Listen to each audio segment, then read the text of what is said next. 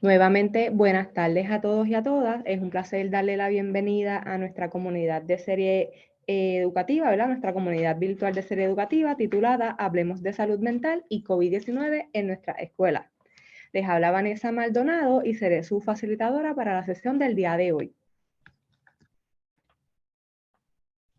La serie educativa está compuesta por 4 sesiones y surge gracias a un proyecto del Fideicomiso de Salud Público de Puerto Rico, financiado por la Autoridad de Asesoría Financiera y Agencia Fiscal de Puerto Rico.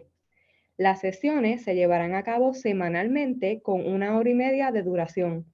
Estas sesiones proporcionan educación, técnicas, discusión de casos y manejo en los temas de salud mental y COVID-19 utilizando la metodología del proyecto ECO.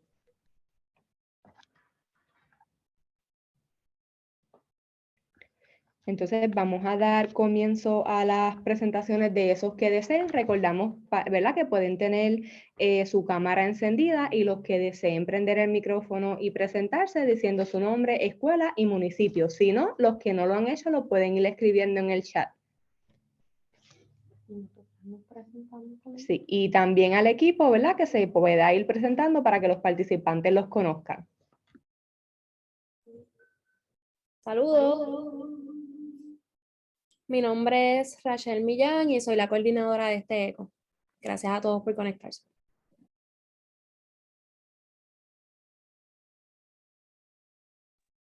Hola, yo soy Gabriela Tarraz.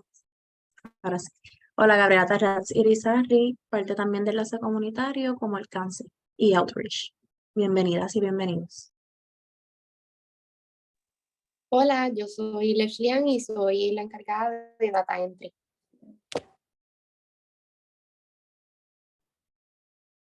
Hola, mi nombre es Aymari Chévere y en el día de hoy estaré trabajando como apoyo técnico.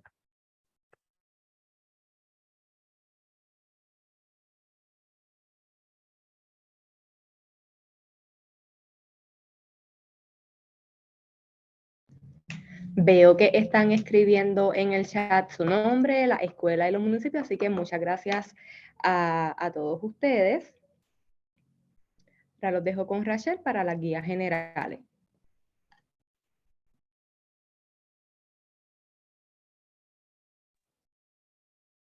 Saludos nuevamente. Gracias por estar conectadas y conectados hoy. Sabemos que es un día que mucha gente está pues, de vacaciones ya o que ya están haciendo preparativos para irse para la playa, así que agradecemos mucho que se hayan conectado con nosotros y nosotras.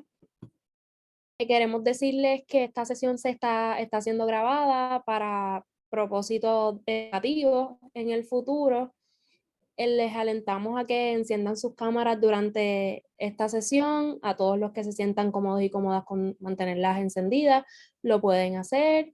Pueden escribir en el chat durante la presentación en cualquier momento. Pueden hacer sus preguntas, comentarios, recomendaciones a través del chat.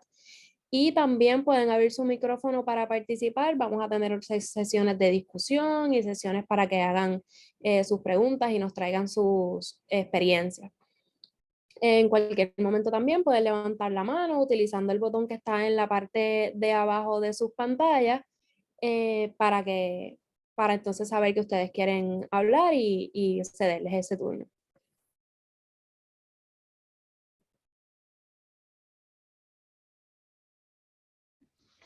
Antes de continuar con la agenda para esta serie educativa, también contamos con expertas. Una de ellas es la doctora María Cos. Hola, buenas tardes. Gracias a todas las personas por estar aquí. Gracias. También tenemos a Nicole Muñoz. Hola, buenas tardes. Gracias por conectarse. Gracias, Nicole. Y también le adelantamos que la experta en la tarde de hoy es Nicole Muñoz, que ya me invito, entonces va a estar comenzando con ustedes con la presentación del día de hoy. Ahora sí, de manera de recordatorio, como agenda tenemos la bienvenida y la presentación, las guías generales. Vamos a estar ya mismito realizando una preprueba. Tenemos la didáctica que la va a estar compartiendo Nicole Muñoz. Dentro de la didáctica hay una sección de preguntas y respuestas. Luego nuestra compañera Gabriela Taraz va a estar presentando en la presentación del caso. Dentro de la presentación del caso se da una discusión y recomendaciones tanto por ustedes como los expertos. Luego vamos culminando con la postprueba. Rachel, que es nuestra coordinadora, tiene anuncios finales y luego tenemos entonces la evaluación. Y antes de continuar, también vamos por aquí a presentar, o que se presente, María Teresa. Buenas tardes, un placer compartir con ustedes en esta sección. Gracias, buenas tardes, María.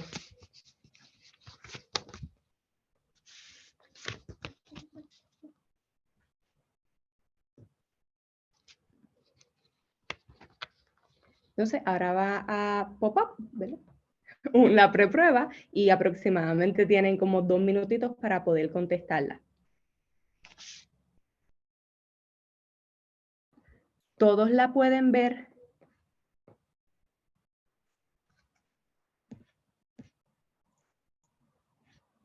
Ok, gracias, Caroline, por contestar. No, aquí tengo que Kelly Santiago no puede ver la preprueba.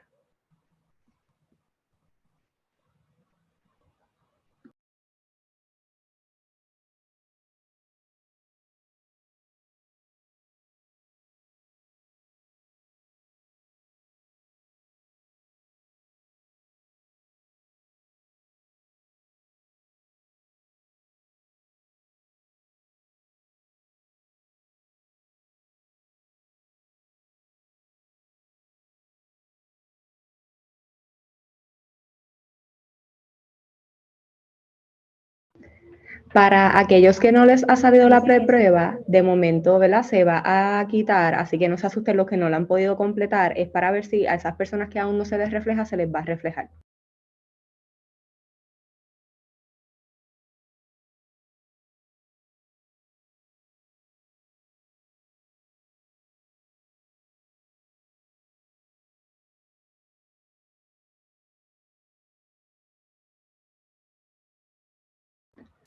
Para aquellos que aún no tenían visibilidad, por favor, déjenme saber si ahora la pueden ver.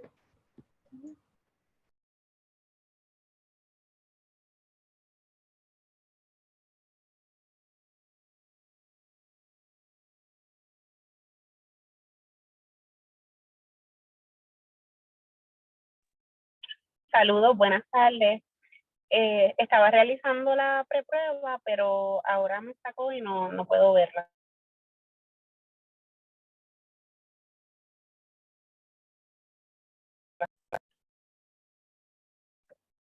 Hola, la preprueba la subí nuevamente. Déjenme saber si la pueden ver. Lo importante tiene el chat como en el pueblo, no están poniendo el pueblo.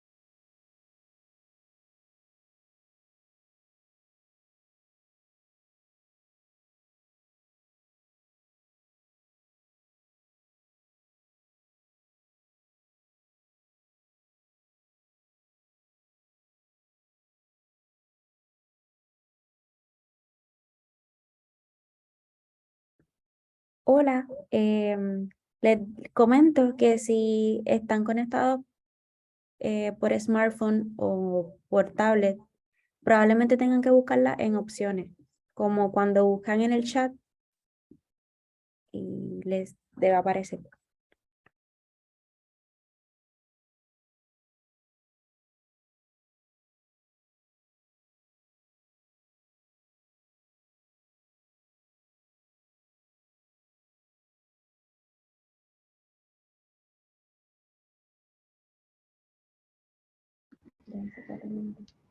Entonces vamos a continuar, pero antes de pasar con nuestra presentadora en la tarde de hoy, por favor, recuerden bien importante el nombre, ¿verdad? Y el pueblo de, ¿verdad? De donde son, de donde están participando.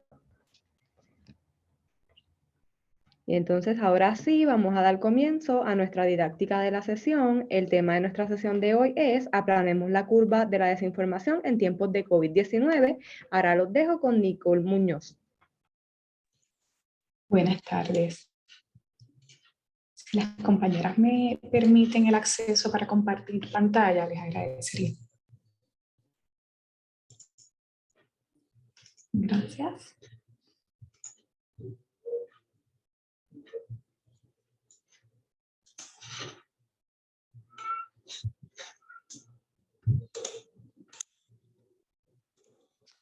Ahora sí. Buenas tardes a todos nuevamente. Como mencionado al principio, mi nombre es Nicole Muñoz Berastain. Para que me conozcan un poco, cuento con una maestría en Salud Pública General y un doctorado en Salud Pública con concentración en Epidemiología de la institución académica Ponce Health Science University. Hoy soy el recurso del área de Epidemiología de esta sesión de ECO. El tema de la presentación es aplanemos la curva de la desinformación en tiempos de COVID-19. Los objetivos de la sesión de hoy son conocer el impacto de la pandemia por COVID-19 en la salud mental de la población, definir el concepto de la infodemia en tiempos de COVID-19, discutir herramientas contra la información errónea o desinformación, y discutir información sobre el COVID-19 y sus efectos a largo plazo.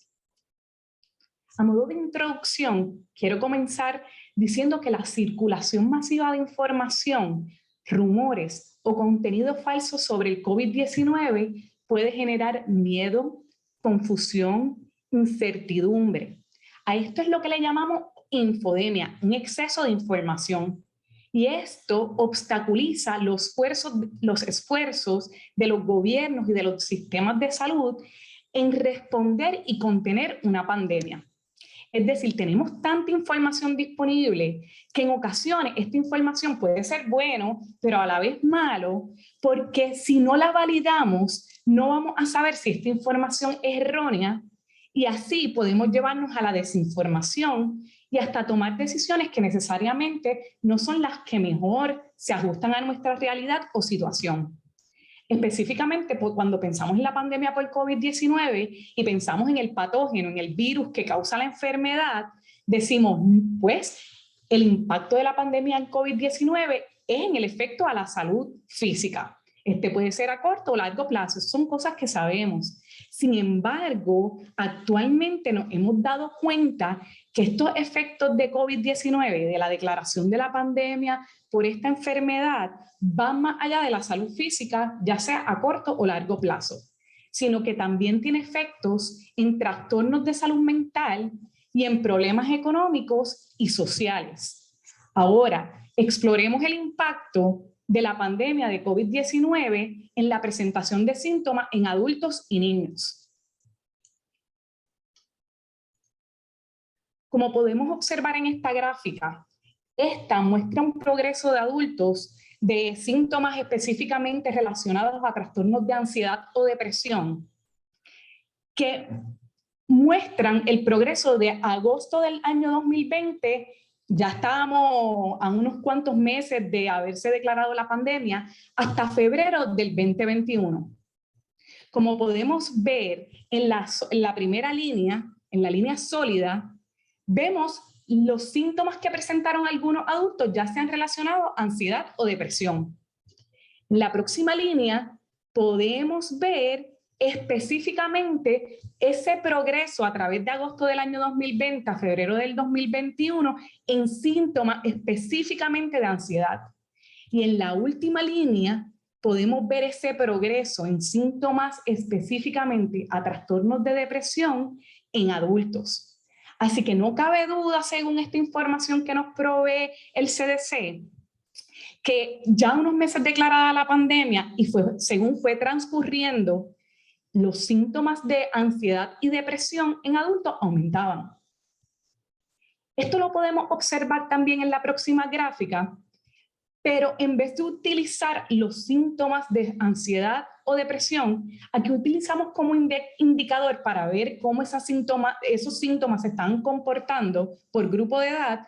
Vemos cuántos niños de 0 a 4 años, de 5 a 11 años y adolescentes de 12 a 17 años buscaban servicios de salud en hospitales relacionados a problemas o síntomas de trastorno de salud mental.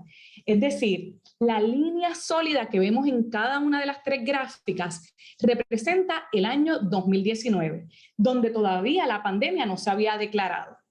Ya para el 2020, entrado en marzo, podemos ver que mientras progresan las semanas, en la línea entrecortada nos dice que las visitas a sala de emergencia aumentaron para grupo de edad por problemas de salud mental. Otro dato importante es que antes de la pandemia se estimaba que 1 de cada 5 niños iba a padecer un diagnóstico de depresión antes de llegar a los 24 años. El riesgo aumentaba a padecer de depresión mayor si eras niña adolescente. Tenemos que, ¿verdad?, visualizar que la depresión es un factor de riesgo para el suicidio. Así que durante la pandemia las tasas de suicidio estaban creciendo en adolescentes, volviéndose o posicionándose en un segundo lugar como la causa de muerte, la segunda causa de muerte entre jóvenes. Así que ya que conocemos un poco de lo que la información puede causar y que en este punto de la pandemia no solamente es el patógeno, el virus, el que tiene un impacto en la salud física, sino en otras áreas de nuestra salud, ya sea emocional, en este caso como estamos hablando, vamos a ver qué es la infodemia. La infodemia es una cantidad excesiva de información. En algunos casos, esta información puede ser correcta y en otros casos no. Esta cantidad tan grande de información puede dificultar que personas como usted y yo encontremos información confiable y que sea de una orientación fidedigna sobre cualquier tema. Esto no aplica solamente a la pandemia por COVID-19, es que la pandemia por COVID-19 destapó esto que ahora podemos ver por las redes sociales, como es el exceso de información y que tenemos acceso a ella las 24 horas del día. Para que tengamos una idea, en el año 2020, acabado de declarar la pandemia se declara por la Organización Mundial de la Salud en marzo, 361 millones de videos en YouTube aparecían bajo la categoría de COVID-19. Adicional, desde que comenzó la pandemia, en Google Scholar ese primer mes, habían alrededor de 19.200 artículos publicados. Y ya para finales del mes de marzo, habían unos 550 millones de tweets en los que estaba el hashtag de coronavirus, COVID-19 o pandemia. Así que imagínese usted que esto es empezando la pandemia en pleno 2020, toda la información que había en YouTube, en Google Scholar y en redes sociales como Twitter. Esto es claramente un problema en la docencia, porque ustedes, los maestros o el personal escolar, son los que pasan más tiempo con los niños y adolescentes, que ahora mismo se encuentran en una exposición constante de información a través de TikTok, Instagram, Facebook y hasta el mismo Twitter. ¿Cuál es el problema de esto? Que esta exposición constante a información puede exacerbar o incidir en síntomas de ansiedad o se puede expresar en emociones como son el miedo, la tristeza y la preocupación en los estudiantes. Así que, ¿cómo los docentes podemos ayudar a disminuir el exceso de información o que el exceso de información no se convierta en un problema que incida en la salud mental? Pues mire, primero debemos diferenciar entre 3 conceptos relacionados a la información. Y estos son información, información errónea y la desinformación. La información es un conjunto organizado de datos que brinda un conocimiento. La información es lo que nosotros accedemos y nos dan datos. Ahora bien, está lo que se llama información errónea. Y eso lo hemos escuchado mucho durante la pandemia.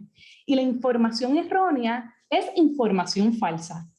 Pero es importante recalcar que esta información errónea, necesariamente las personas que la transmiten no la generan con la intención de hacer daño a otra persona. Por otro lado, el concepto de desinformación, si es una información que está generada de manera falsa con la intención de aprovecharse de las personas que leen la misma.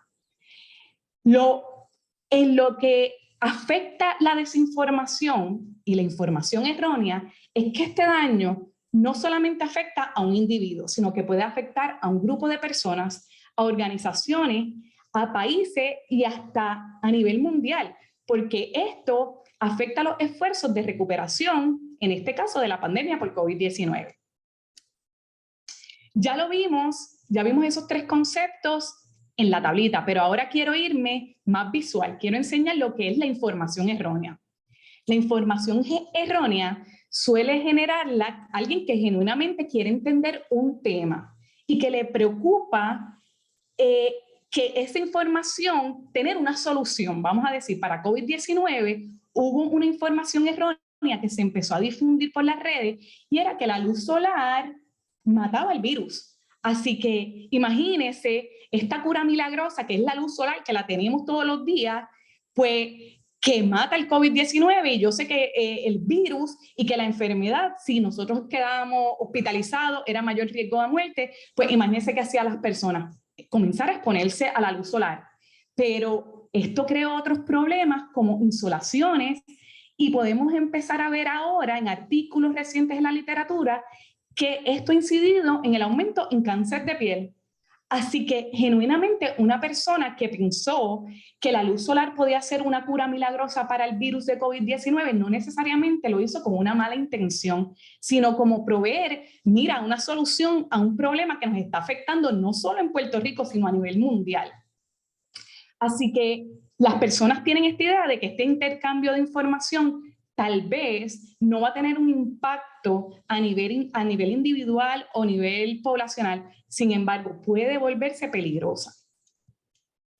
En el caso de la desinformación, sí obedece a un plan que tiene una persona y puede ser peligrosa desde el principio.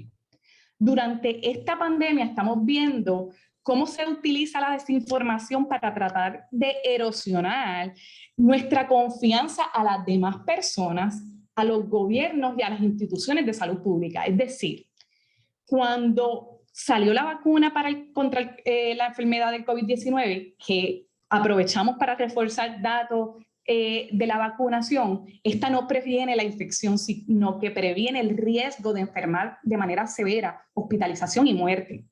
Uno de la desinformación que más se difuminaba es que la vacuna contenía un microchip y que esta pandemia no era una pandemia, era una plandemia, porque era un plan del gobierno para controlar a la sociedad. Pues esto ya es desinformación porque es una información creada totalmente errónea y con el propósito de engañar y de ser peligrosa. Ahora bien, ¿cuál es el problema entre la información errónea y la desinformación? Porque como les mostraba al principio, la información errónea necesariamente la persona no lo hace con una mala intención. El problema radica que cuando la persona que está divulgando información errónea no conoce la fuente de información de la que está divulgando, puede haber caído en este problema, que obtuvo la información de alguien que tenía como propósito desinformar. Es decir, si alguien se inventó una información peligrosa y difumina esa información, una persona que genuinamente lo cree va a compartir esa información sin antes haberla revisado. Así que la información es como los virus, se propaga. Y no tan solo se propaga la información correcta o basada en evidencia, sino que se propaga la información errónea y la desinformación. Y es sorprendente, como dice la diapositiva, porque cuando esta información es sensacionalista, se difunde más deprisa. Y lo que no nos damos cuenta es que pareciera que en ocasiones la información puede que no traiga ninguna consecuencia, pero puede ser mortal para algunos, ya que, por ejemplo, por ponerle un ejemplo de un caso, en un momento en Estados Unidos se empezó a decir que el ingerir Clorox mataba el virus que se encontraba alojado en las vías respiratorias, específicamente en la garganta. Pues imagínense las intoxicaciones que hubo por esta desinformación. Y quiero decir intoxicaciones, pero no sabemos cuántas de estas pudieron haber resultado en muertes. Y aquí es donde la información errónea y la desinformación se vuelve peligrosa. Así que antes de nosotros compartir información o de escuchar y ver lo que los estudiantes están viendo en las redes sociales de información que esté causando síntomas de ansiedad o esté despertando emociones que necesariamente no se estaban experimentando en ese momento, cada persona debemos hacernos unas preguntas sobre la información que estamos recibiendo. ¿Cuáles son esas preguntas? Cuando leo la información, instantáneamente me debo preguntar, en vez de compartirla, debo decir, ¿cómo me hace sentir esta información?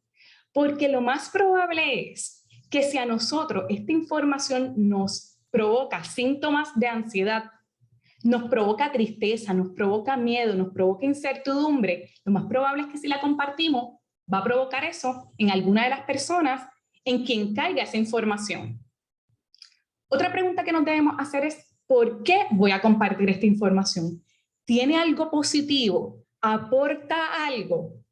¿O es algo negativo? ¿No es algo que habla de información basada en evidencia? La próxima pregunta es, ¿cómo sé si esta información es cierta? ¿La veo en Facebook? ¿La veo en Instagram? ¿La veo en TikTok? Pues debo corroborar esta información porque no es que esté mal lo que se publique en TikTok, Facebook o redes sociales, sino que debemos ver qué cuenta lo publica, de dónde procede esta información, es basada en evidencia, los planes de quien podría estar apoyando distribuir esta información, qué grupo están distribuyendo, porque sabemos que hay grupos que tienen agenda específica. Así que si seguimos un grupo que tiene como agenda la no vacunación o la vacunación, o que el COVID-19 es un plan, o que el COVID-19 es basado en evidencia científica, ¿qué planes tiene cada persona que está publicando esta información? Y ahora bien, luego que nos hacemos estas preguntas que pudieran ser que son bastantes, que son 5, pero en el momento que vemos esa información nos viene porque nos preguntamos instantáneamente, esta información, ¿cómo me hace sentir? ¿La puedo compartir? Pero más allá de preguntarnos, yo tengo unos pasos, que son 7, que nos pueden ayudar a que si todavía tenemos alguna duda de si compartir esa información, podemos evaluarla y luego tomar la decisión. Por ejemplo, una vez leamos la información, podemos evaluar la fuente. ¿Proviene de CDC? ¿Proviene de la Organización Mundial de la Salud? ¿De la Organización Panamericana de la Salud? ¿Del Departamento de Salud de Puerto Rico? ¿Del Fideicomiso de Ciencia? Así que así podemos evaluar la fuente. Si es en un TikTok, Instagram, Twitter, podemos verificar si estas son las cuentas oficiales para estas organizaciones. Otro punto importante, otro paso es, vamos más allá de los titulares. Hace una semana atrás, en Instagram, una persona reconocida publicó un titular donde decía que la pandemia había sido creada en un laboratorio. ¿Cuál fue la reacción de muchas de las personas en la población? Compartir y compartir y compartir esta noticia. Ahora bien, ¿cuántos pudieran aceptar que entraron, más allá del titular, entraron al reportaje y vieron cómo estaba redactado el reportaje, cuál era la fuente del mismo, para corroborar que teníamos que ir más allá porque la información estaba incompleta o venía de personas que tenían una agenda. Adicional, debemos identificar el autor, quién redactó esa información, como explicaba en el ejemplo de hace un momento. Comprobar la fecha, y esto es algo que vemos de manera que no necesariamente tiene que ver con el COVID-19. A veces compartimos información y decimos, adiós, esto era del 2020 y lo estoy compartiendo en el 2022. Y nos pasa con cosas tan sencillas como que de momento la Autoridad de Acueductos o Alcantarillados o la Autoridad de Energía Eléctrica o LUMA indica que va a haber unos relevos de carga o que van a haber unas urbanizaciones, unas comunidades sin el servicio de agua potable o sin el servicio de energía eléctrica. Y lo dije, y eso iba a pasar hace un mes, en febrero. Y de momento nosotros lo vemos y decimos, déjame compartir esto para que todo el mundo se beneficie. Pero cuando comprobamos la fecha, resulta que estamos en abril y eso iba a pasar en febrero. Así que esa es la importancia de comprobar la fecha.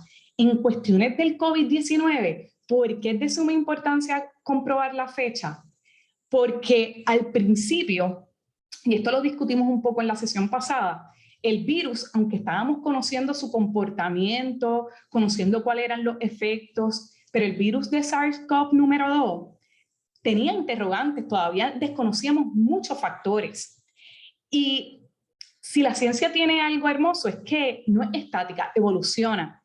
Y específicamente la ciencia de los patógenos, específicamente de este virus, teníamos información nueva en cada cierto periodo de tiempo. Así que si yo ahora, 2023, comparto una información que tiene como fecha de 2020, pues sabemos que esa fecha, esa información puede estar errónea, porque como hablábamos en la sesión anterior, no estamos en el mismo momento de la pandemia y ahora conocemos más. Todavía nos quedan interrogantes, pero claramente conocemos más y tenemos más recursos y tenemos más maneras de enfrentar lo que es el COVID-19. Debemos examinar las referencias. Muchas veces leemos artículos de periódico o leemos información en las redes sociales que no tienen la fuente, y esto es sumamente importante porque eso es lo que nos va a hacer a nosotros identificar la fuente para poder evaluarla. Si no tiene esa referencia, ya nosotros debemos levantar una bandera. Adicional, como sexto paso, nosotros debemos comprobar cuáles son nuestras propias tendencias con respecto a la información cuando la leemos. Decimos, lo que pasa es que yo estoy más a favor de la vacuna, así que no voy a compartir esto. O yo no creo en la vacuna, así que no voy a compartir esto. Realmente debemos ser objetivos al momento de analizar la información y las tendencias de nosotros mismos. El séptimo y último paso es remitirnos a organizaciones de comprobación.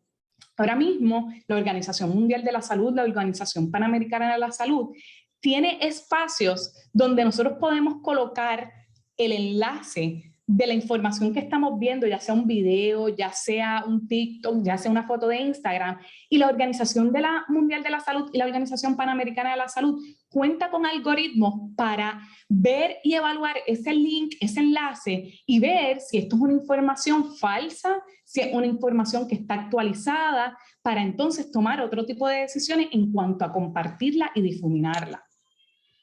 Aquí yo les traje un ejemplo. A principios del 2020, específicamente el 24 de marzo del 2020, salió un reportaje que dice: Putin soltó leones por las calles para obligar a la gente a quedarse en casa. Putin haciendo referencia al presidente de Rusia. ¿Qué es lo que nosotros vamos a hacer ahora que cogimos esta conferencia y esta sesión de ECO? Vamos a difuminar esta información, vamos a compartirla en Facebook, en WhatsApp, en TikTok. Pues mire, la respuesta debería ser no. Primero vamos a practicar los 7 pasos que aprendimos en la sesión de ECO, que es evaluar la fuente. Pues mire, la fuente, cuando accedemos a ese enlace, no lo voy a hacer por propósitos de tiempo, pero cuando accedemos a ese enlace, la fuente es un artículo de periódico. Así que vamos más allá, ya abrimos el enlace, estamos evaluando la fuente, identificamos el autor, decimos, este autor ya ha publicado otras cosas de este periódico. Cuando comprobamos la fecha, decimos, es de 2020, ¿qué cosa más extraña? Examinamos las referencias, no hay ninguna referencia o no hay una página del gobierno que diga que esa fue la acción a tomar por el presidente de Rusia. Comprobamos nuestras tendencias y decimos, esta información parece real para yo compartirla. Y por último digo, tal vez no estoy tan convencido o convencida, así que me voy a remitir a una organización para comprobar esto. Y mire, si utilizamos estas herramientas de comprobación de información, nos vamos a dar cuenta que esta información y esta foto en específico es información falsa. Las fotos habían sido tomadas en Sudáfrica en el 2016 y no tenían relación alguna con acciones tomadas por Rusia en la pandemia de COVID-19. Pero yo le puedo asegurar a usted que esta información llegó a donde mí. Así que imagínense si llegó a donde una persona en Puerto Rico, a qué lugares pudo haber llegado y a qué lugares y personas pudo haber esto creado miedo, creado incertidumbre, haber pensado, esto puede pasar, esto es posible, esto está pasando. Así que por eso es la importancia de evaluar la información. En esta diapositiva quiero mostrar una imagen donde cada punto es una persona y cada línea es si esta persona decide compartir información o no. Si nos remitimos a la diapositiva anterior, podemos ver que la primera persona no decidió, la primera persona compartió la información, pero hubo una persona que dijo, esto me parece un rumor, así que yo no lo voy a compartir en mi grupo. Así que vemos cómo cortamos esa cadena en ese primer eslabón. Luego podemos observar que otra persona hizo el proceso de los 7 pasos y dijo, no, esto fue en Sudáfrica, así que esta información es falsa, no voy a compartir la misma. Y se cortó otra línea de difusión de esta información falsa. Otra persona verificó la fuente y determinó que no era fiable, así que decidió no compartirla. Y otra persona cuestionó más adelante si esta información, cómo yo sé si es cierta o no. Así que si nos ponemos a ver y analizamos la imagen, al principio cuando yo la presenté, estaba todo de color rojo. Y ahora podemos ver que como hubo personas que tomaron la decisión de compartir educadamente o dejar de compartir bajo una serie de pasos esta información errónea, la misma no llegó a la misma cantidad de personas que hubiese llegado si todo el mundo lo hubiese compartido. Otros ejemplos que quiero discutir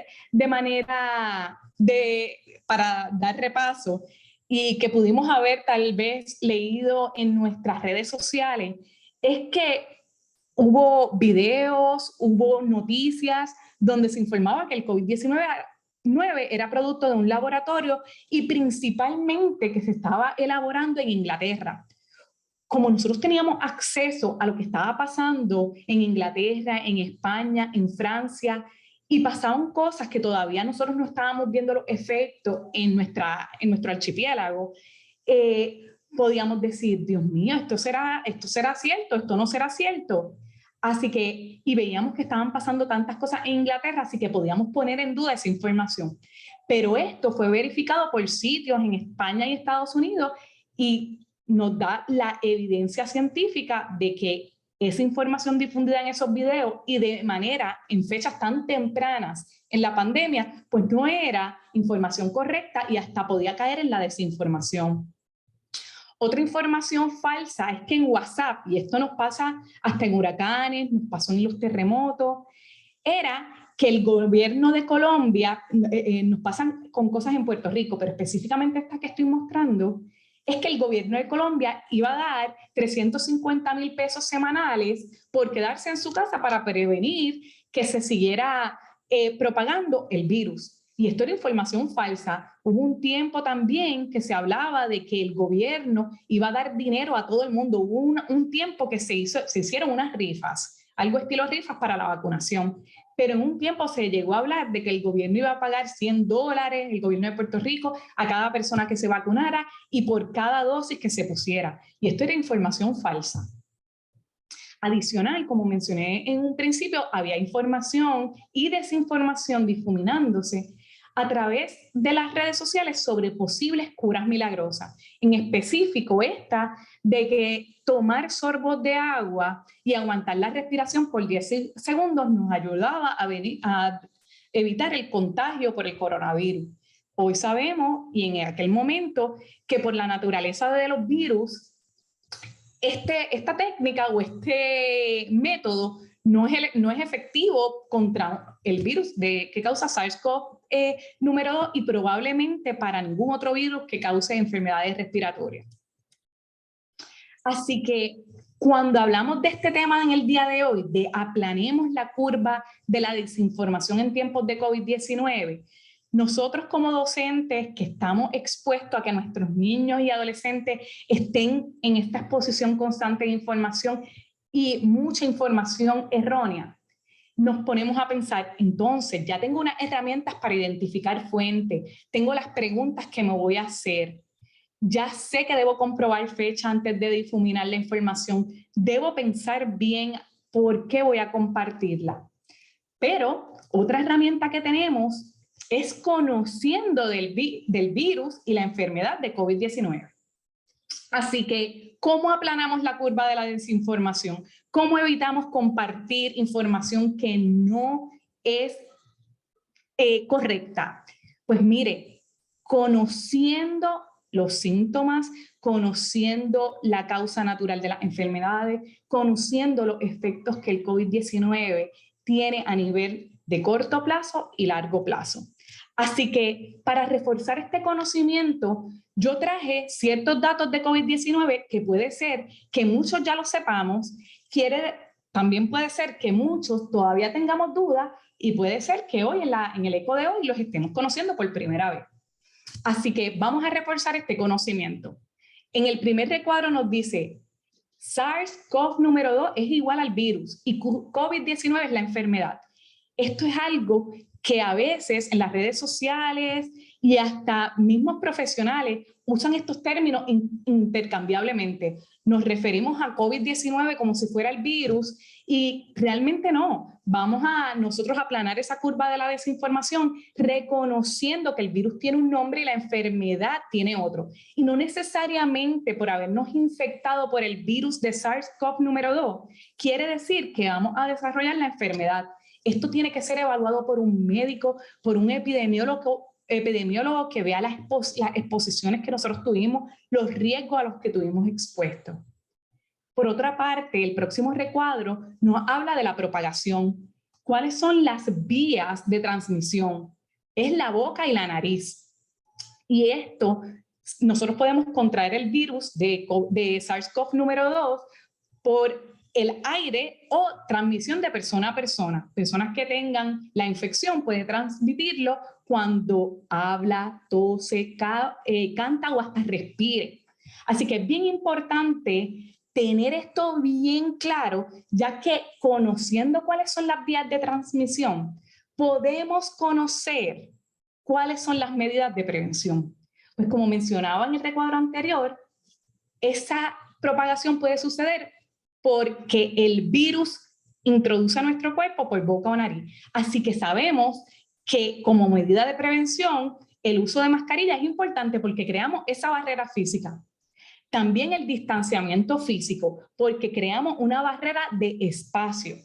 La ventilación, porque ya sabemos que esto, como es un virus respiratorio y es algo ambiental, la ventilación nos va a ayudar a que circule ese aire y no se mantenga en el área donde nosotros estamos.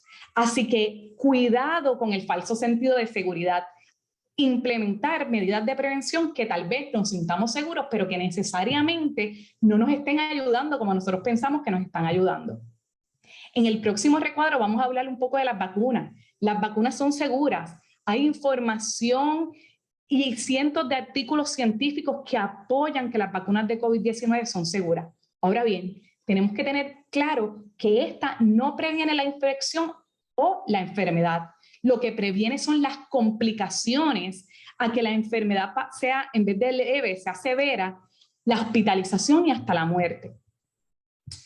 Otro dato que debemos conocer es que la tasa de incidencia actual de COVID-19 es de un 20 a un 30% menor de lo que estábamos en el 2022 y más en el 2021 y 20. El virus no ha establecido un patrón predecible. No conocemos todavía esos patrones de brote, endemia. Todavía estamos en pandemia, pero hasta que no haya un patrón, esto no pasa a ser endémico como otros virus respiratorios que conocemos.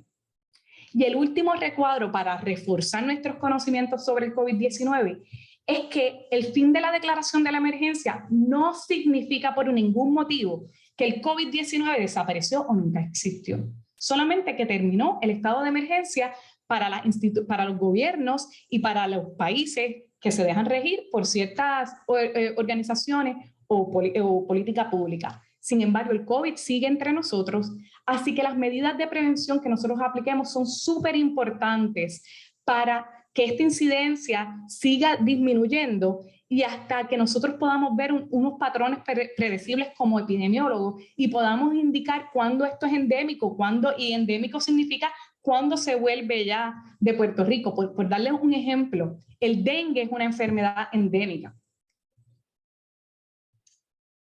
Ahora bien, algo que nos interesa mucho y que tal vez no hemos recibido tanta educación o tanta información por el exceso a otra información o la concentración que se ha dado a lo que es el COVID-19 y el virus, son los efectos a largo plazo del COVID-19.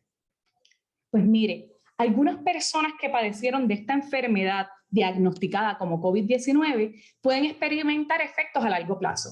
Y estos efectos a largo plazo son conocidos como el COVID-19 prolongado. ¿Qué significa el COVID-19 prolongado? Es que una persona que tuvo COVID-19 y luego de aproximadamente un mes o 3 meses de haber sido diagnosticado con ese COVID-19, permanece con síntomas o presenta síntomas que pudo haber padecido cuando fue diagnosticado por primera vez. Estos síntomas pueden durar semanas, meses, años y hasta hemos visto, y hay evidencia científica, que pueden causar discapacidad. Actualmente las personas o grupos de edad más afectados por el COVID prolongado, o las estadísticas que existen es que 1 de 5 personas que tuvo COVID-19 entre las edades de 18 a 64 años se ve mayormente afectada por el COVID prolongado. O sea, tiene mayor posibilidad de desarrollar síntomas luego del mes o de los 3 meses de haber padecido síntomas de COVID-19. En los grupos de edad de 65 años o más, dice que de 1 de 4 personas puede experimentar o está a mayor posibilidad de experimentar síntomas por COVID prolongado. Un dato importante es que las personas no vacunadas tienen mayor riesgo a padecer de este síndrome. Hablemos de los síntomas generales, respiratorios de corazón, neurológicos, digestivos y otros síntomas. Hay una variedad de síntomas que pueden identificarse como COVID-19. Ahora, COVID-19 prolongado. Ahora bien, ¿cuáles son esos síntomas generales? Pueden ser el cansancio o fatiga que interfiere en nuestra vida diaria. No es un cansancio o fatiga de haber subido o bajado escaleras, ¿verdad? Es algo que ya interfiere con nuestras tareas diarias. Síntomas que empeoran luego de un esfuerzo físico o mental. Por ejemplo, hacemos una tarea que usualmente no nos cansábamos y luego de haber tenido un diagnóstico por COVID-19 y de haber pasado 1 o 3 meses, podemos ver cómo esa tarea que hacíamos nos agota más de manera física o mental. Otros síntomas pueden ser fiebre. Entre los síntomas respiratorios y de corazón que en Puerto Rico se ha escuchado mucho son la dificultad respiratoria, tos, dolor de pecho, palpitaciones. Se ha visto el síndrome coronario agudo, fallo congestivo y cardiomiopatías. Esto los cardiólogos en Puerto Rico están diciendo que experiencias anecdóticas, o sea, no se han hecho estudios dirigidos a esto, a evaluar si epidemiológicamente esto está asociado o relacionado, pero experiencias que cuentan los pacientes de condiciones cardiovasculares, el 30 al 40% tuvieron COVID-19 aproximadamente un mes o 3 meses atrás, luego de diagnosticarse o incidir en una enfermedad de corazón. Algo que muchas personas no asocian con COVID-19 o con COVID-19 prolongado son síntomas neurológicos. Y estos pueden ser como dificultad en concentrarse, dolor de cabeza, problemas de sueño, mareos, cosquilleos específicamente en el área de la cabeza, cambio en olores o sabores, ansiedad o depresión. Síntomas digestivos como diarrea y dolor estomacal y otros síntomas como dolores en las articulaciones o músculos, erupciones de la piel, es decir, rash, o cambios en el ciclo menstrual. También los cambios en el ciclo menstrual los podemos estar observando con la administración de la vacuna. Así que usted puede ver esta tabla y decir, wow, son muchos síntomas que están asociados a COVID-19 prolongado. Pero ¿cómo sabemos que es COVID-19 prolongado? ¿Y cómo se asocia a un efecto a largo plazo que yo haya tenido de una infección que tuve y un diagnóstico que tuve de COVID-19 hace unos meses atrás? Pues para esto nosotros debemos consultar con nuestro médico y él va a hacer una evaluación de historial de salud, de historial familiar de condiciones de salud. Y cuando ya no haya un diagnóstico que los médicos puedan diferenciar, con otra enfermedad u otro trastorno, cuando evalúa la parte de cuándo están incidiendo estos síntomas, cuándo están apareciendo estos síntomas, el médico puede evaluar si es a consecuencia o si debe considerarse como COVID prolongado. Así que tenemos que dialogar con nuestros médicos. Los médicos nos van a hacer examen físico y de laboratorio de ser necesario.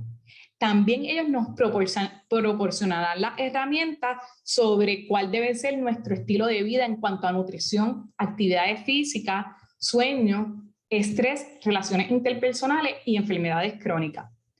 También ellos van a evaluar la necesidad de medicamentos para aliviar estos síntomas. Y ellos van a coordinar o nos van a indicar si necesitamos terapias de rehabilitación de acuerdo al sistema que nos está afectando el COVID-19 prolongado. Y además nos aconsejarán sobre un plan de tratamiento dirigido a nuestra realidad o a nuestra necesidad de salud mental o de salud física. Así que, en resumen, la información en exceso puede ser buena o puede ser mala, dependiendo cuál es la fuente, cuál es el origen de esa información. Cuando se convierte peligrosa es cuando las personas compartimos esa información y no evaluamos la fuente, no vamos más allá de los titulares, no identificamos autores, no comprobamos fechas, no examinamos referencias, no comprobamos cuáles son nuestras tendencias hacia esa información y por último no nos remitimos a organizaciones de comprobar esta información.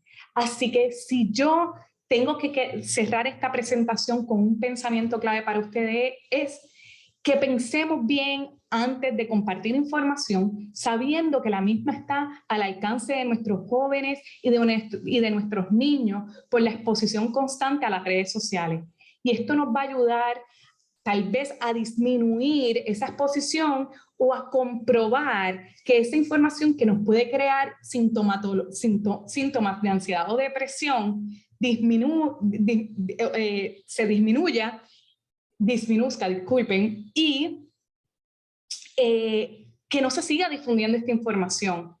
Así que evitamos así crear sensacionalismo, información falsa, información con propósito de engañar, y así podemos combatir lo que es la infodemia y aplanar la curva de la desinformación y la información errónea durante la pandemia de COVID-19.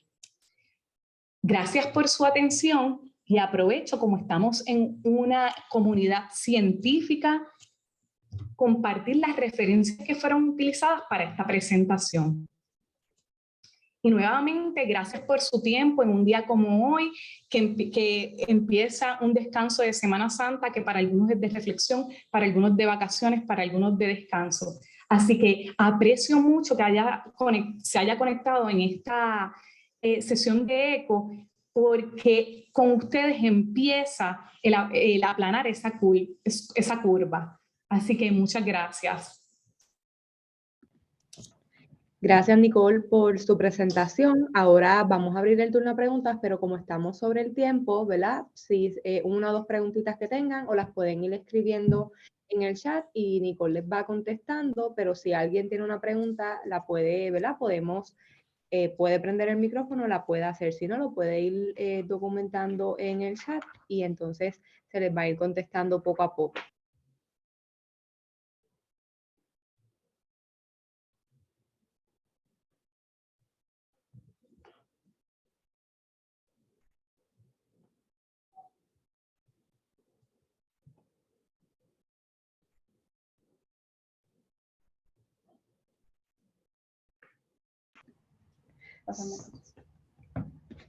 Si no, pasamos, ¿verdad? Le damos las gracias nuevamente a Nicole Muñoz y vamos entonces pasando a lo que es la presentación del caso, que voy a dejar a mi compañera Gabriela Taraz, que está a cargo de discusión de caso y la presentación. Hola nuevamente, buenas noches. Gracias a todas por conectarse y por estar aquí. Estamos leyendo sus comentarios. Un aplauso virtual para Nicole. Así que pasamos a la discusión del caso, el cual se lee así. Carlos es maestro de historia para estudiantes de 11º grado. Carlos fue diagnosticado con COVID-19 en enero. A principios de marzo, ha notado tener problemas de concentración y pérdida de memoria mientras imparte sus clases. Carlos leyó en Facebook que estos síntomas se asocian a COVID-19 prolongado, pero no está seguro. Le damos un espacio para que hagan sus comentarios sobre el caso. O si generan alguna pregunta sobre el caso.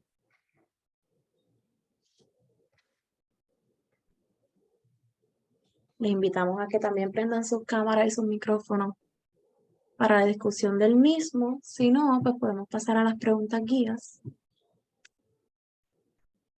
Vale. Les voy a repetir el caso, pero ahí están las preguntas. El caso dice así. Carlos es maestro de historia para estudiantes de 11º grado.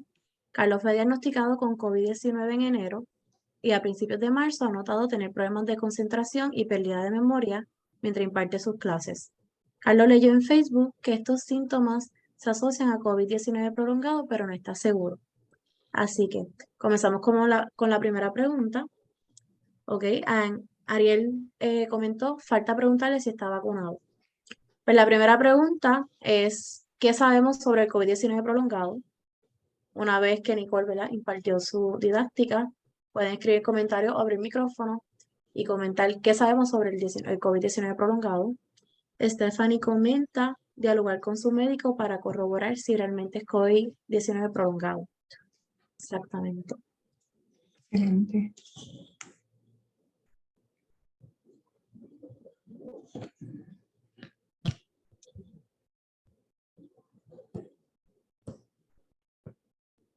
Si alguien quiere comentar sobre la primera pregunta, ¿verdad? Según lo que la doctora Muñoz nos compartió sobre qué es el COVID-19 prolongado. ¿Se recuerdan sintomatología o síntomas?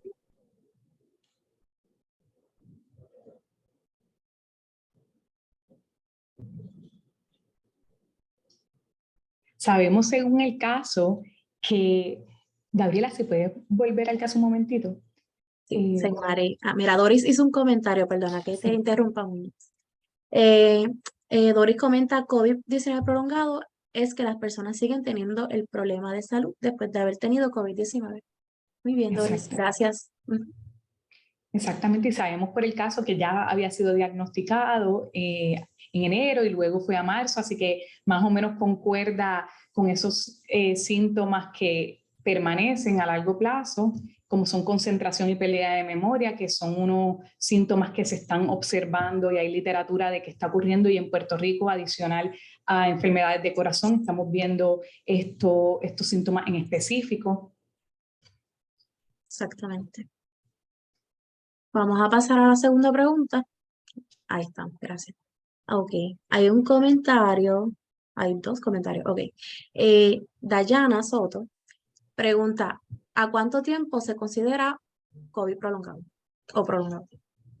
Existen fuentes ahora mismo que indican que de 1 a 2 meses o 3 meses luego de haber sido diagnosticado con COVID-19 y presentar síntomas que no son explicados por otra enfermedad o por condiciones preexistentes, y puede hacerse luego de un historial médico, un historial familiar y luego de un historial de COVID-19, de diagnóstico de COVID-19, luego de ese mes, 2 meses, 3 meses, se puede evaluar los síntomas y considerarse como COVID prolongado. Y si no existe otra explicación que pueda estar ocasionando los mismos síntomas que se discutieron. 3 meses o más también, en promedio de 1 a 3 meses. Okay.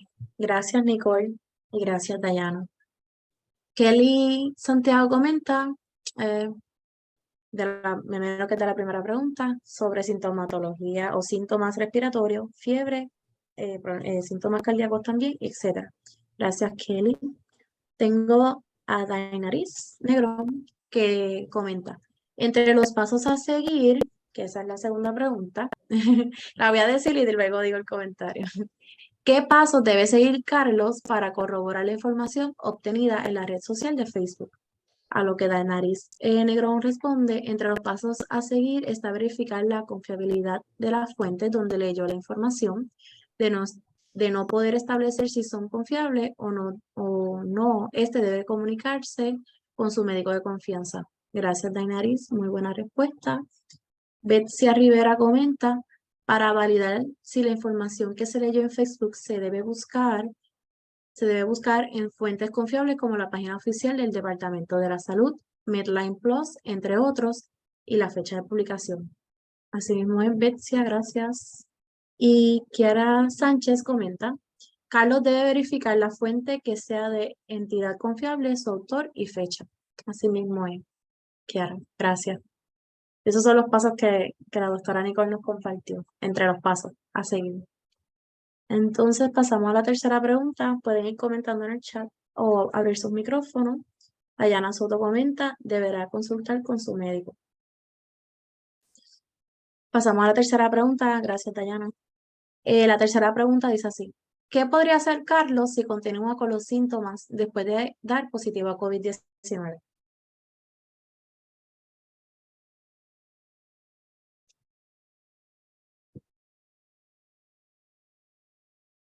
Ginny Ortiz comenta, el médico me ha visto todo el año porque...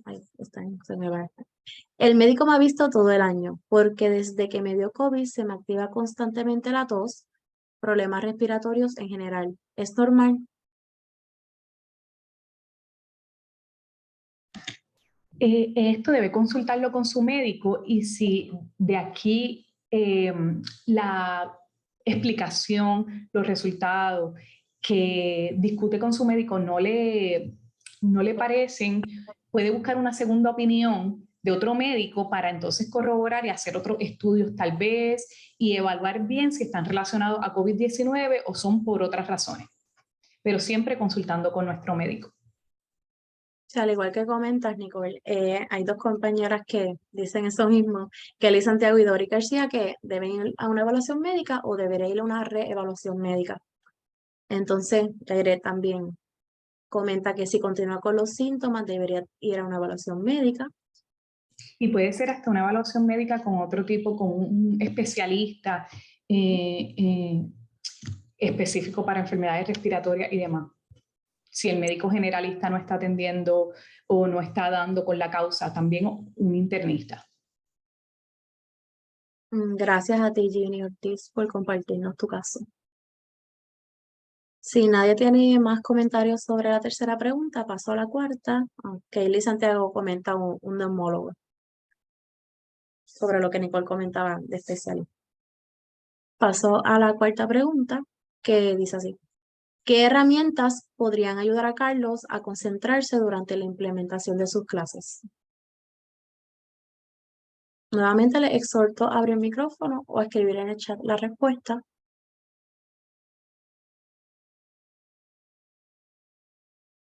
Sobre cuáles serían esas herramientas que podrían ayudar quizás a Carlos a concentrarse mejor cuando da sus clases.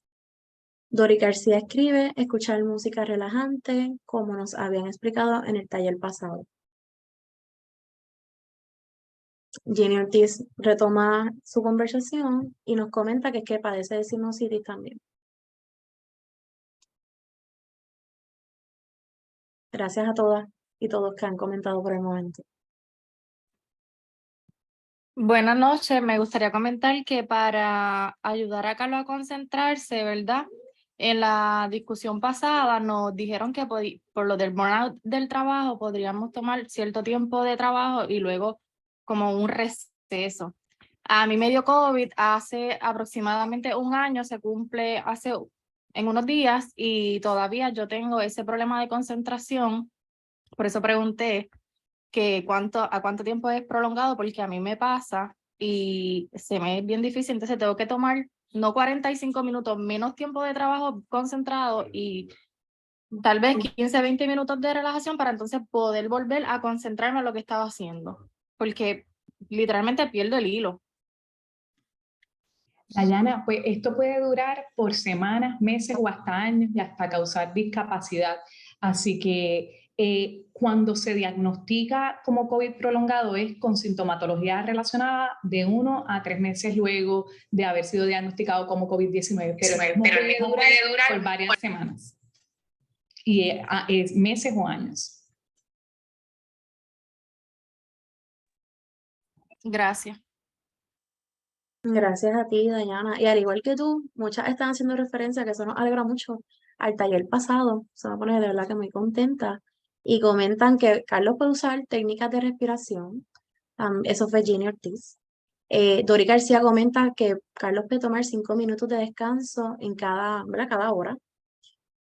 Noirant comenta que Carlos debe reconocer los síntomas, sus consecuencias a corto y largo plazo. Y Kelly Santiago, que Carlos debe tomar un momento para relajarse, que es más o menos lo que, ¿verdad? Nos estabas comentando, Dayana. Y había un comentario ahorita al de que Kelly Santiago, que lo pasé, que también es muy útil, que dice tener una lista de los temas que va a hablar. Que Carlos se puede preparar de esa forma, ¿verdad? Para ayudarse a concentrar un poco mejor o retomar el hilo a continuar con su clase. Y Dori a eso también hace una buena aportación que dice tener puntos claves escritos a la mano para así poder dejarse llevar.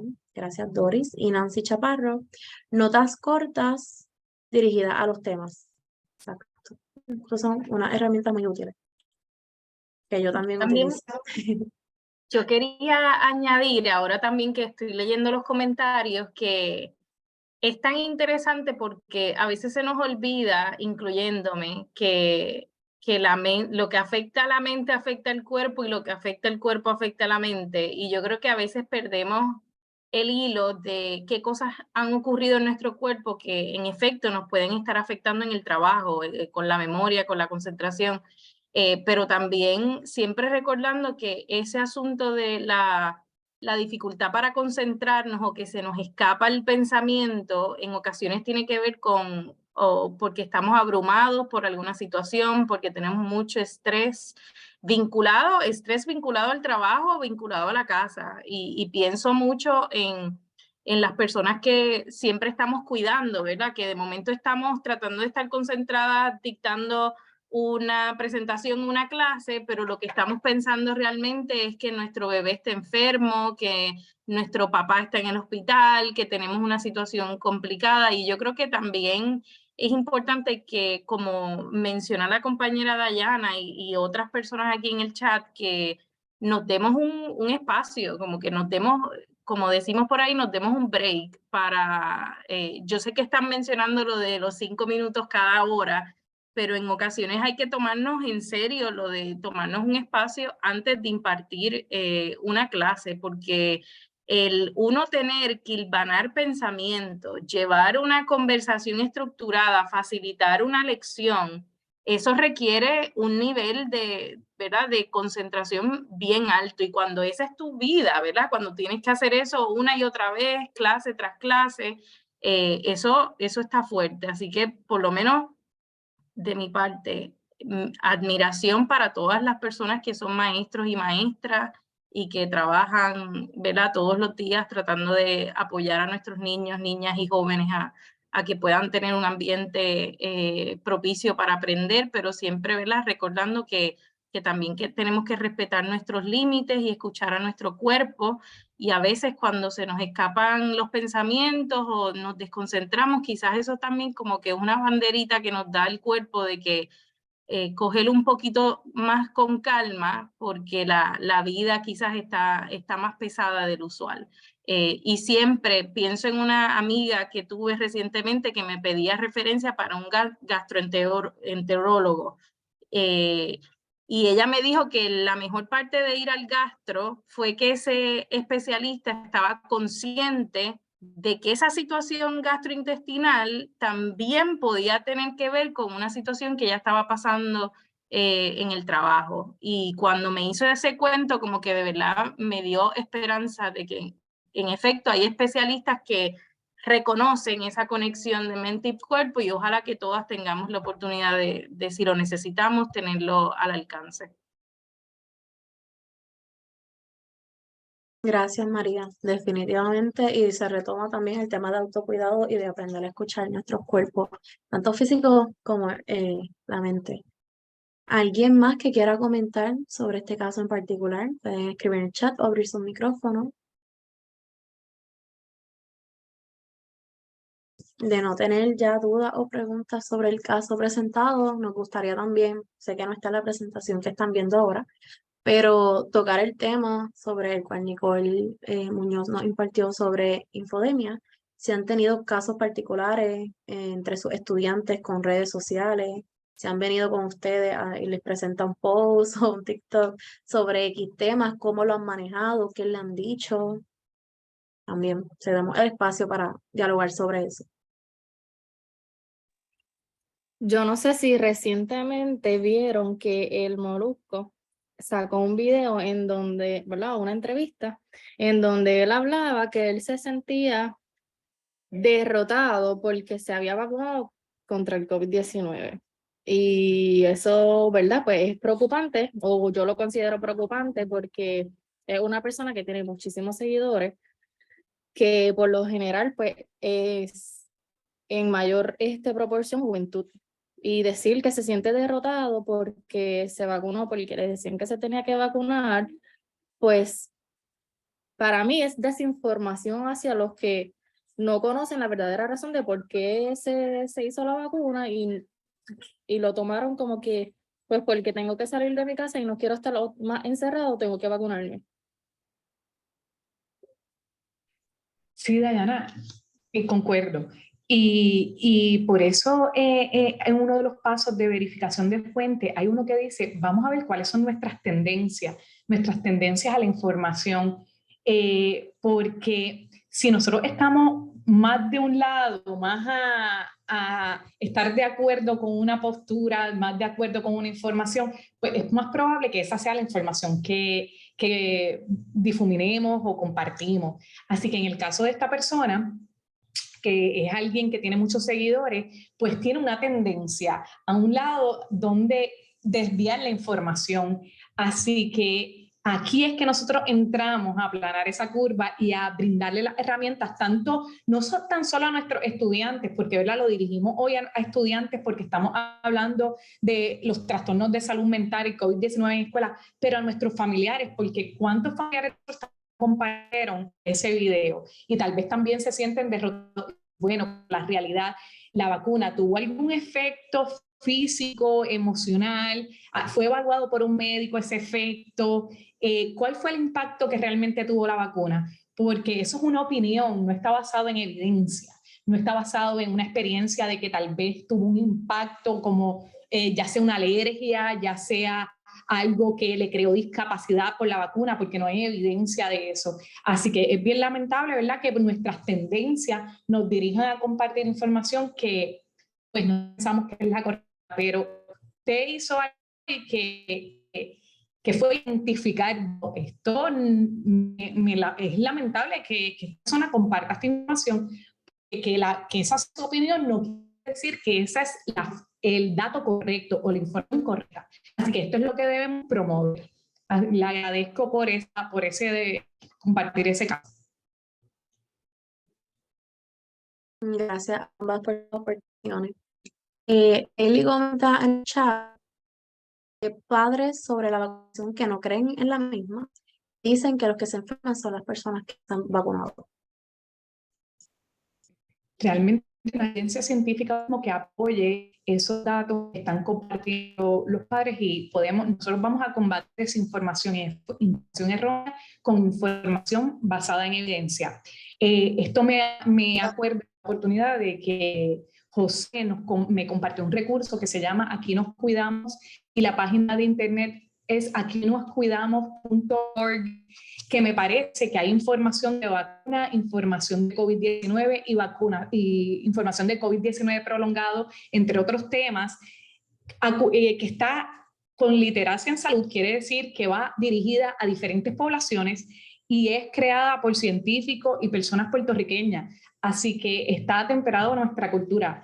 Es competentemente cultural con la información científica para que sea dirigida a la población. Así que vamos a combatir desinformación con información. Vamos a dirigir a los padres a estas páginas de Departamento de Salud, aquinoscuidamos.org, el Fideicomiso de Ciencia, Organización Mundial de la Salud, CDC.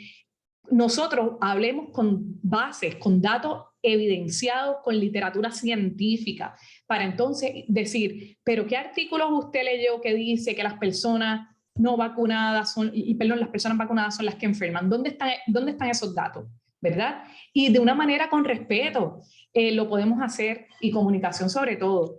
Y si la persona no le puede contestar, pues aquí los dirigimos a estos recursos y que la persona entonces haga su evaluación de la información. Gracias, Nicole. La doctora María Cosno está compartiendo el enlace sobre Aquí nos cuidamos, el programa que estaba mencionando Nicole, que es un programa de Ciencia de Puerto Rico. Pueden descargar en PDF, ¿verdad? Sus publicaciones, son bien friendly, son bien bonitas, se pueden compartir en las redes sociales y tienen un lenguaje también básico. Y tocan puntos, ¿verdad? Específicos si no quieren temas de vacunación, también de aislamiento y de prevención.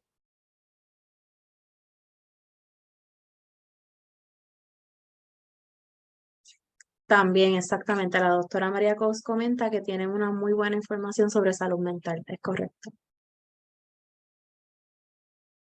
No sé si alguien más nos quiera compartir, que de hecho, que Lili Santiago nos trajo el concepto de los padres y las madres. Yo mencioné estudiantes, pero sí es bien importante también mencionar que mamá y papá en los grupos de WhatsApp que ahora todas y todos tenemos, pues hacen preguntas, envían o reenvían posts, tanto de Facebook, Twitter e Instagram, así que pueden también abrir el espacio a alguna situación que hayan tenido con mamá, papá y desinformación. Quisiera aprovechar antes de que compartan el espacio, que es bien importante la actitud que nosotros tomemos frente a la desinformación o la información errónea. No porque nosotros sepamos que esa información es incorrecta, falsa, tenga otras agendas como engañar, pues nos debemos poner a la defensiva para atender esta desinformación, sino que debemos tomarnos un tiempo, pensar y poder ofrecer una comunicación, un canal abierto, porque a la vez que nosotros tal vez nos pongamos a la defensiva para tratar de defender esos puntos, puede ser que no seamos exitosos o exitosas. Así que estar abiertos para escuchar. Esto a mí me ha funcionado durante la pandemia, estar abierto a escuchar por qué personas no quieren vacunarse. Porque tienen miedo. Valido eso, porque es algo nuevo. Es algo que se hizo en un tiempo récord porque todos los esfuerzos, recursos humanos, recursos económicos estaban puestos ahí, pero esto es algo que personas tal vez no lo conocen, no lo saben. Así que escuchar, tener estas herramientas listas para ofrecer, pues te invito a que veas esta página que tal vez te puede dar mayor información, porque créanme, nuestras actitudes pueden ayudarnos a tal vez llegar a esa persona y brindar esa información correcta y basada en evidencia. Gracias, Nicole.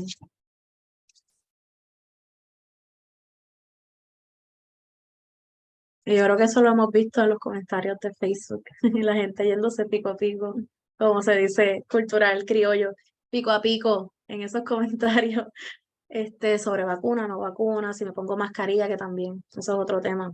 Aunque ¿verdad? Ya estamos casi que no lo utilizamos, pero sí, antes era el boom de la mascarilla. Si me la pongo, si no, en qué lugares sí, en cuáles me obligan, y la resistencia, ¿verdad? A utilizarla. Bueno, si no tenemos más dudas o preguntas o casos que quieran comentar y traer, estamos bien. Continuamos con la agenda de hoy. Pasamos con Vanessa Maldonado. Gracias.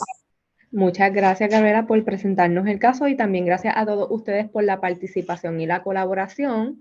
Ahora vamos a...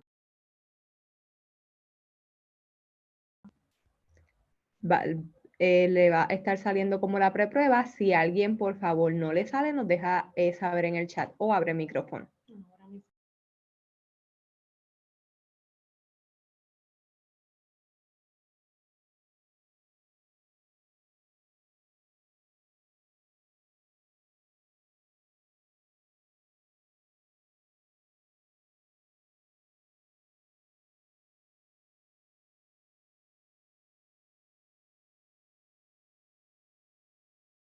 Agradezco nuevamente a todas y todos por sus comentarios y aportaciones durante la discusión de casos. Les recuerdo que estamos en la parte de postprueba. Tenemos unos minutitos para completarla. Quien tenga alguna dificultad en que la vea en su pantalla, por favor lo deja saber, tanto en el chat o abriendo micrófono.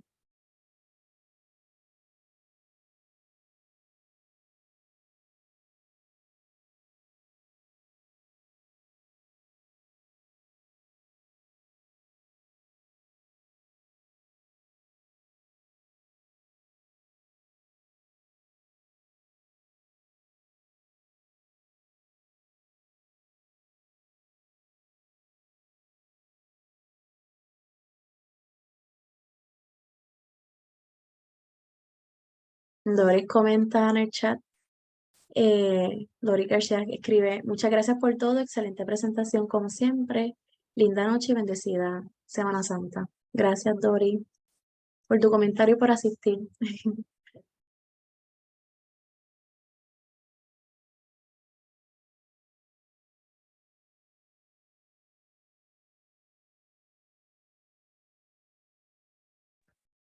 Hola, todos aquellos que no puedan ver la prueba, la postprueba, pueden darle a los 3 puntitos de más y se supone que ahí les aparezca.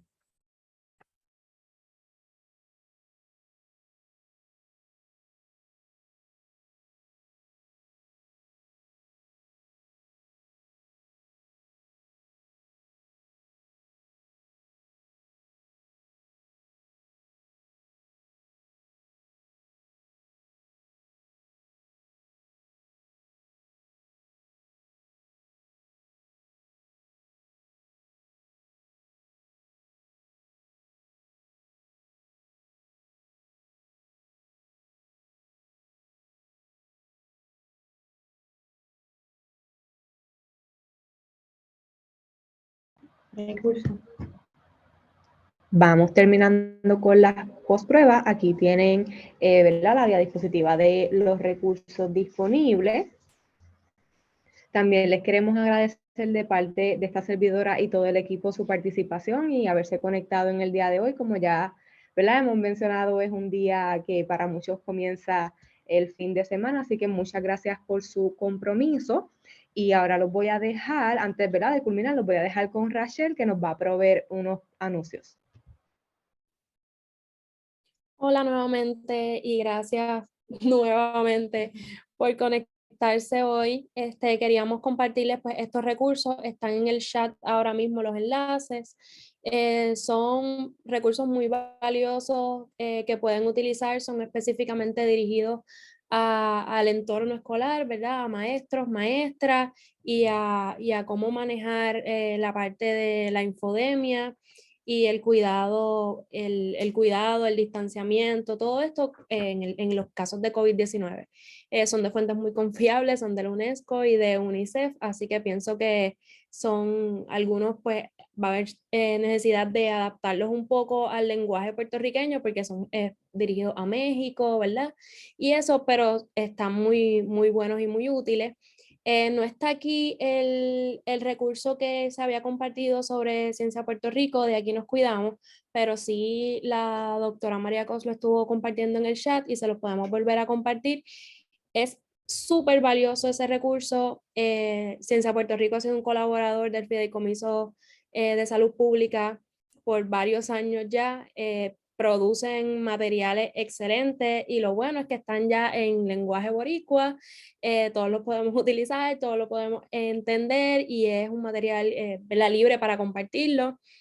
Así que los exhorto a que busquen la página de Ciencia Puerto Rico y Aquí Nos Cuidamos para que utilicen esos materiales y para que, ¿verdad? Si necesitan alguna información o algo adicional, es un excelente recurso. Entonces, si podemos pasar al próximo slide. Les quería recordar que tienen ¿verdad? La oportunidad o la posibilidad de presentar un caso para las próximas sesiones. Nos quedan 2 sesiones todavía. El enlace ahora mismo está en el chat o pueden usar este QR code que los lleva a un formulario donde pueden presentar entonces un caso o hacer alguna pregunta. Puede ser si se les quedó alguna pregunta o les surge luego una pregunta sobre la presentación de hoy, la pueden hacer ahí y con mucho gusto se la podemos pasar a la doctora Nicole Muñoz y ella pues entonces podría estar contestándola, ¿verdad? Le compartimos su email para que les conteste su duda. O si no, nos pueden someter a algún caso que haya ocurrido en su escuela o en su comunidad, ¿verdad? En su entorno, que quieran compartirnos para tener la posibilidad de discutirlo en sesiones futuras que tengan que ver con COVID-19 o con salud mental, preferiblemente en el entorno escolar, pero si tiene algún otro caso que entienda relevante que en su comunidad, en su familia, pues también lo puede compartir. Y en el slide siguiente van a ver otro QR code y otro enlace que también va a estar en el chat, que es la hoja de evaluación. Le agradecemos un montón si nos pueden llenar esa hoja de evaluación, es lo que nosotros utilizamos para ver cómo podemos mejorar, qué cosas podemos cambiar y qué cosas pues estamos haciendo bien. Así que si pueden llenarla una vez terminemos esta presentación que está próxima a terminar, se lo agradecemos un montón. Pueden usar, como les dije, este QR code o pueden también utilizar el enlace que va a estar en el chat. Les agradezco mucho su asistencia nuevamente y nos vemos el miércoles que viene a la misma hora, a las 6 de la tarde. Y me faltó mencionarles que en la próxima sesión, el tema de la próxima sesión es herramientas para apoyar el aprendizaje de los estudiantes después de la pandemia. Así que se va a hacer el próximo tema. Si ya quieren ir pensando en preguntas, si ya quieren ir sometiendo algún caso sobre ese tema, también lo pueden hacer.